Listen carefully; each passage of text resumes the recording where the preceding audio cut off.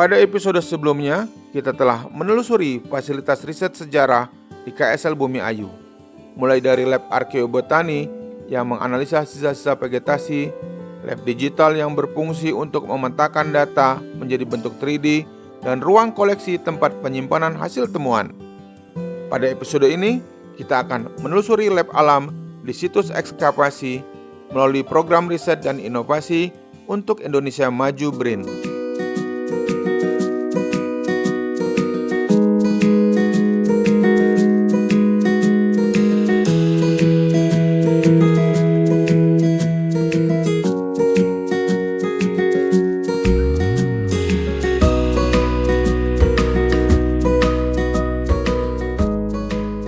Buka jendela di waktu pagi, duduk rehat sambil berpikir, alhamdulillah kita ketemu lagi, semoga sehat dan siap berpelesir. Kawan pelesir, sebelum kita lanjut berpetualang ke situs ekskavasi, aturan nomor 1, jangan sampai perut kosong. Sogol merupakan makanan khas Bumi Ayu yang cukup terkenal dan jadi favorit buat sarapan. Biasanya sogol ditemani dengan gorengan hangat. Sekilas mirip lontong sayur pada umumnya, bedanya sogol tidak pakai sayur, tapi pakai toge atau kecambah yang dimasak bumbu mirip urat. Justru di situ letak keunikannya, apalagi kalau dimakan bareng tempe atau tahu goreng.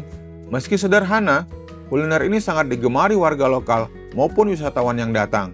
Sogol seolah merepresentasikan karakter orang Bumi Ayu yang sederhana, hangat, dan kekeluargaan. Makanya nggak heran kalau sogol dijadikan menu sarapan pagi.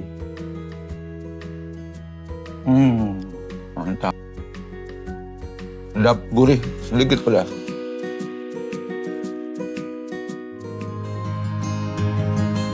Situs Buton atau Bumi Ayu Tonjong merupakan arsip alam yang merekam proses lahirnya Pulau Jawa mulai dari lautan hingga timbul ke permukaan. Salah satu bukti paling kuat Bumi Ayu dulunya adalah lautan dapat ditemukan di formasi Kali Biuk.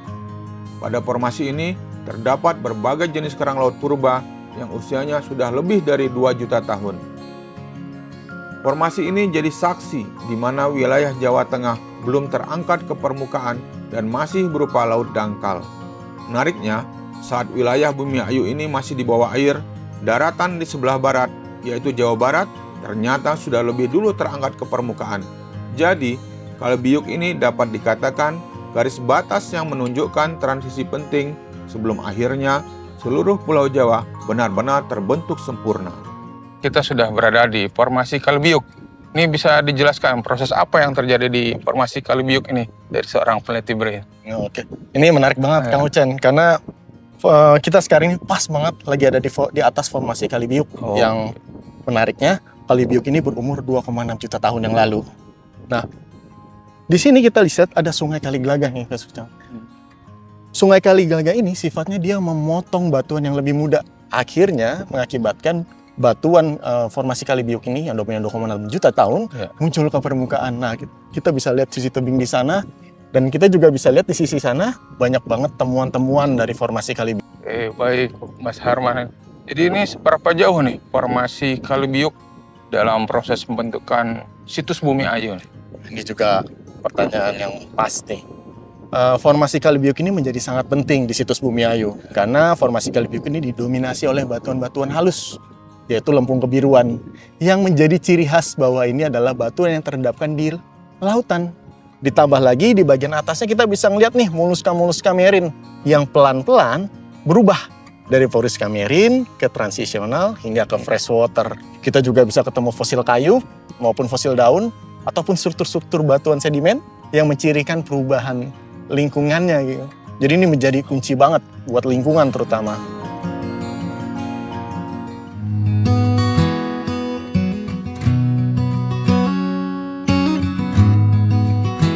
Setelah melewati masa laut dangkal, sejarah geologi wilayah ini berubah.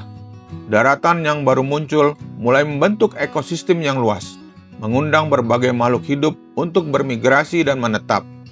Hal ini terlihat jelas di formasi Kali Glagah. Pada formasi inilah bukti bahwa Jawa Tengah bagian barat sudah mulai terangkat dan berubah menjadi daratan.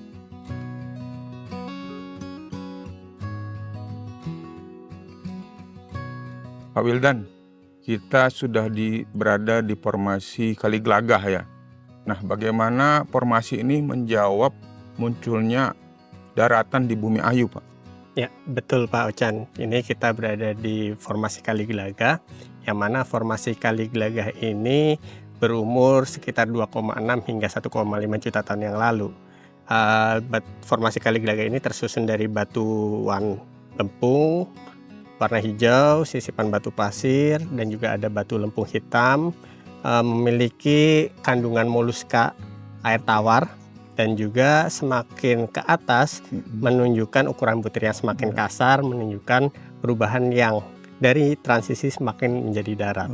Jadi formasi ini terbentuk di daerah transisi atau pertemuan sungai dan juga laut, tepatnya di daerah delta.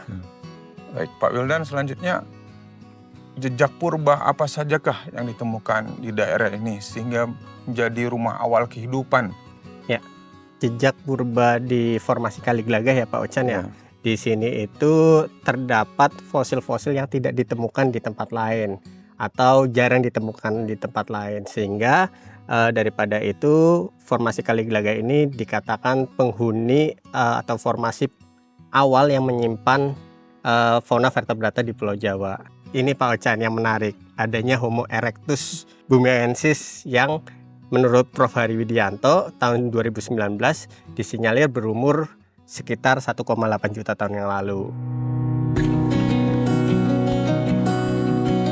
Melalui rangkaian formasi Kali Biuk hingga Kali Gelagah, kawasan ini menunjukkan perubahan drastis lingkungan dari laut dangkal yang penuh fosil moluska menjadi daratan tempat sungai purba mengalir.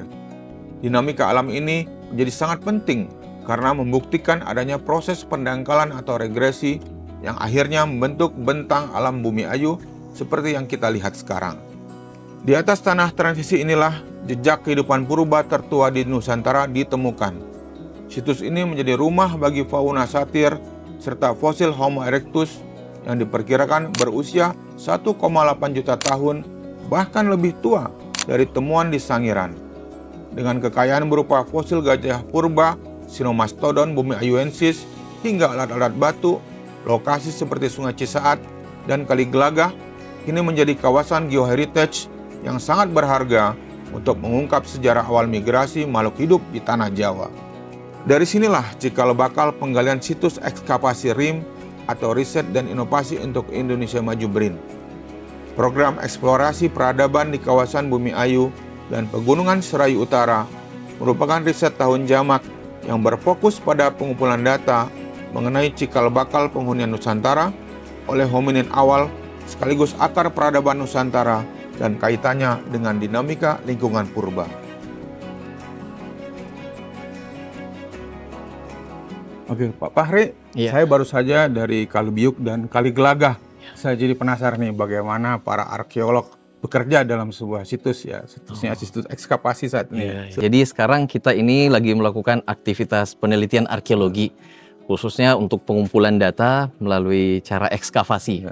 Nah, ekskavasi arkeologi ini kami lakukan dengan cara menggali sedimen tanah, senti per senti, lapisan per lapisan untuk menemukan konteks asli dari temuan yang kami cari. Jadi temuan yang kami cari itu termasuk artefak dan atau fosil dan atau semua informasi yang berhubungan dengan informasi yang ada dalam lapisan tanah ini. Nah, proses penelitian arkeologi itu sendiri kami mulai dari menggali seperti yang teman-teman lakukan di belakang ini. Jadi mereka melakukan pengumpulan, memberikan labeling data, kemudian kita melakukan aktivitas pengayakan basah seperti nanti mungkin Kang Ucan lihat. Kita nanti akan melakukan pemilahan data, sorting, apa segala macam tanpa meninggalkan label yang diberikan dari kotak ekskavasi ini.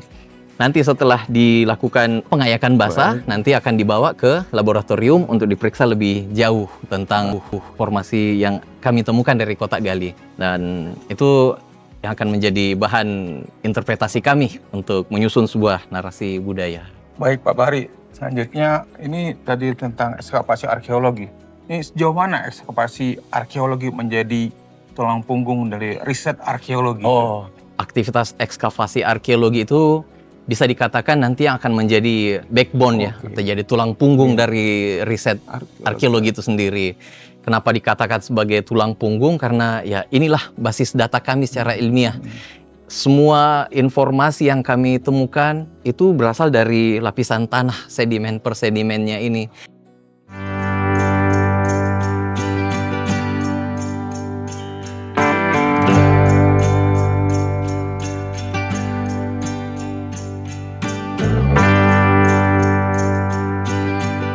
Setelah menelusuri langsung geologinya, semua jejak peninggalan purbakala di Brebes Selatan ini bermuara di Museum Purbakala Bumi Ayu.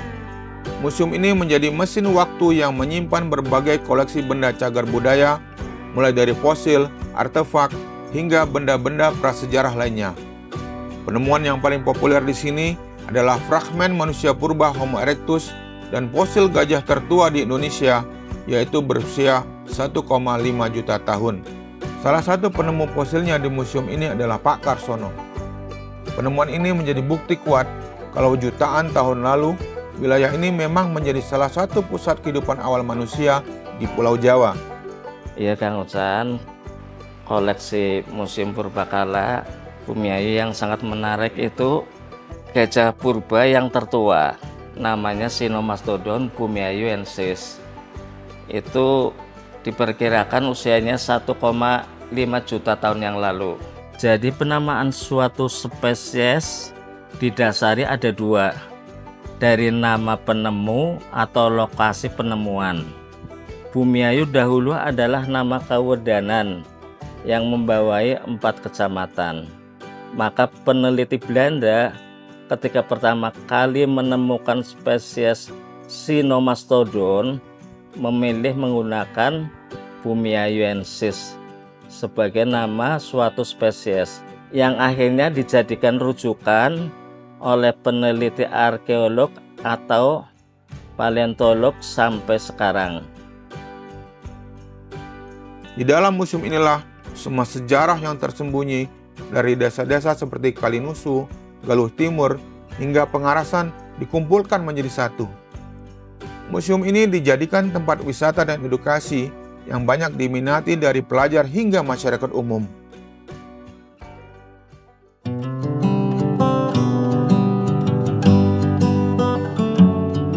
Dengan segala keragaman dan dinamika yang dimilikinya, Bumi Ayu bukan sekedar wilayah administratif, melainkan ruang hidup yang mempertemukan kehidupan masa lalu, tradisi, dan ilmu pengetahuan. Sebuah panggung yang tepat untuk menelusuri kisah panjang tentang bumi dan peradaban manusia. Bumi Ayu telah mengajarkan kita bahwa perubahan adalah bagian dari perjalanan alam yang luar biasa, dan tugas kita sekarang adalah memastikan bahwa cerita ini tidak hilang di telan zaman. Manusia purba sarapan pagi, makan sogol, itu menunya. Kawan pelesir, sampai jumpa lagi, nantikan kami di episode lainnya.